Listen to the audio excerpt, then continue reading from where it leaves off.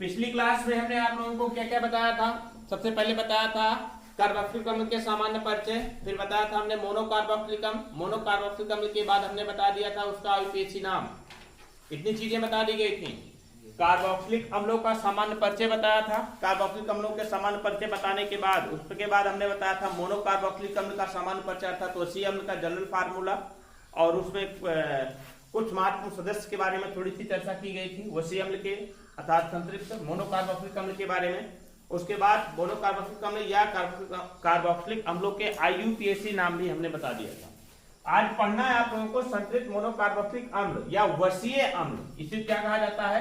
वसीय अम्ल कहा जाता है। वसीय अम्ल क्यों कहते हैं हमने बताया था, क्योंकि इसके उच्च सदस्य जैसे पार्मिटिक अम्ल, एस्टेरिक अम्ल आज सभी क्या होते हैं, सभी वसा होते हैं, इसलिए इनको वसीय अम्ल के नाम से भी जाना जाता है। तो संतृप्त मोनोकार्बोक्सिलिक अम्ल ब्रेकर के लोग वसीय अम्ल की बनाने की विधियां कैसे बनाते हैं। सबसे पहले बनाने की विधि क्या है? एल्डिहाइडों के ऑक्सीकरण से।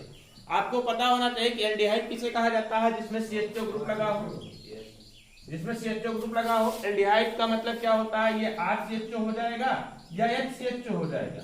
ये CH2 एल्डिहाइड श्रेणी का प्राथमिक सदस्य होता है, इसे फॉर्मल्डिहाइड बोलते हैं। फॉर्मल्डिहाइड बोलते हैं।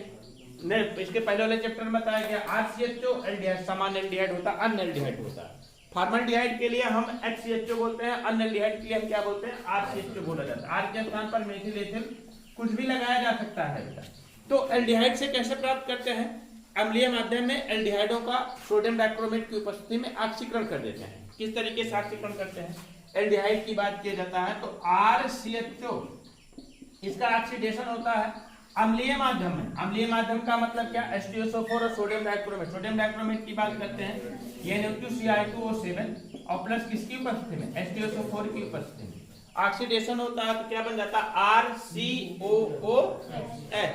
बस बन गया ना कार्बोक्सिलिक अम्ल, RCOOH। यही क्या है आपका? कार्बोक्सिलिक अम्ल। ये क्या है आपका? एल्डिहाइड है ना।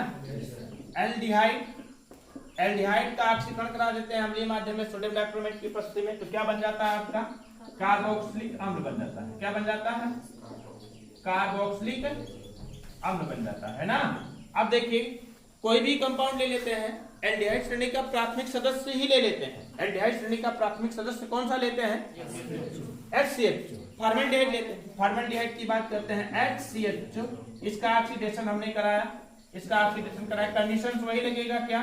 Na2Cl2O7 प्लस H2SO4 क्या निकल जाएगा? HCOOH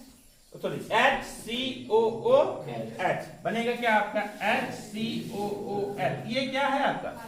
फार्मिकल। फॉर्मल्डिहाइड से क्या बनता है आपका? फार्मिक अम्ल बनता है।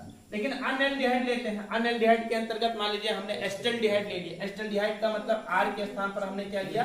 CH3 लिया, CH3CH2 लिया।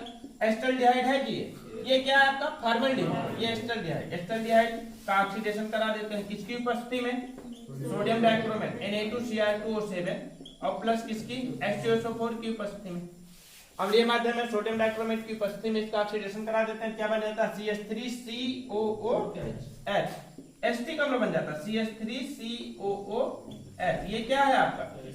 एस्टिक अम्ल। तो बनाना कार्बोक्सिलिक अम्ल। कार्बोक्सिलिक अम्ल बना कि नहीं बना? वो भी किससे बना आपका? एल्डिहाइड के ऑक्सीकरण से। समझ गए ना? तो नोट करिएगा, यहां पर लिखिएगा क्या लिखिएगा? एल्डिहाइडों का अम्लीय माध्यम में सोडियम डाइक्रोमेट की उपस्थिति में, एल्डिहाइडों का अम्लीय माध्यम में सोडियम डाइक्रोमेट की उपस्थिति में ऑक्सीकरण कराने पर क्या प्राप्त होता है? कार्बोक्सिलिक अम्ल प्राप्त होता है। जैसे करके नोट कर लीजिएगा। बनाने की विधि अगली देखिए, देखिए एल्कोहलों के ऑक्सीकरण द्वारा दूसरे तरीके से कैसे बनाते हैं हम? एल्कोहलों के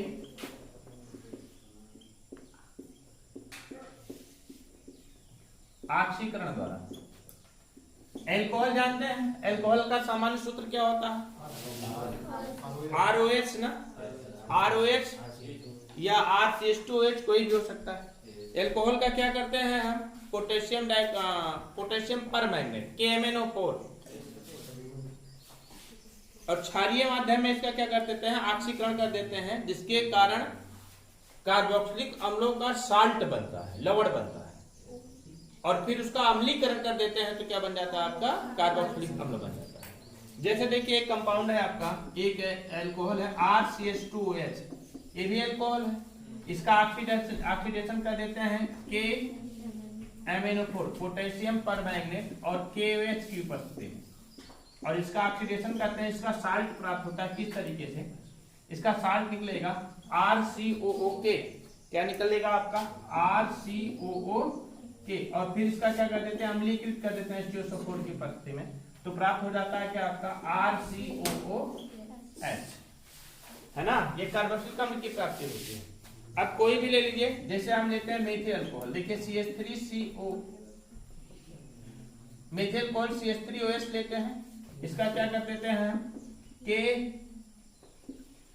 KMnO4 प्लस KOH की उपस्थिति में ऑक्सीडेशन करा देते हैं, तो निकल जाता है क्या HCOOK।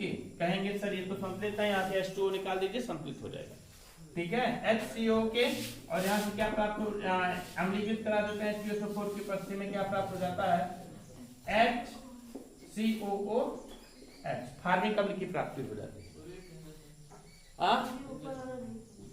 देखिए यहाँ से H2O निकाल दीजिए, संतुलित हो जाएगा अपने आप से, ठीक है H2O निकलेगा यहाँ से। और अगला देखिए एथिल अल्कोहल की बात करते हैं, CH3CH2OH, एथिल अल्कोहल की बात करते हैं, ये भी वही होगा KMnO4